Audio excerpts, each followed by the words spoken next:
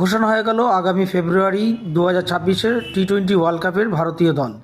Captain হিসেবে Suryakumar Yadav, vice captain অক্ষয় Patel, wicket কিপারে রয়েছে Sanju Samson, সহযোগী উইকেট কিপারে থাকছে ঈশান কিষান আবার চলে এসেছে। ওপেনিংয়ে থাকছে অভিষেক শর্মা, তারপরেই থাকছে তিলক বর্মা, রিঙ্কু সিং, অলরাউন্ডার হিসাবে হার্দিক পান্ডিয়া, শিবম দুবে, ওয়াশিংটন সুন্দর, সঙ্গে থাকছে ওয়াশিংটন সুন্দর।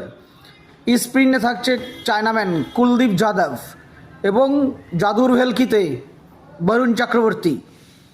ফাস্ট বোলিংয়ে রয়েছে জসপ্রীত বুমরা, অর্শদীপ সিং, সঙ্গে রয়েছে হর্ষিত রানা। আগামী ফেব্রুয়ারি থেকে শুরু হচ্ছে টি-20 ওয়ার্ল্ড কাপ মেন্স। এটা হচ্ছে আমাদের ভারতীয় টিম।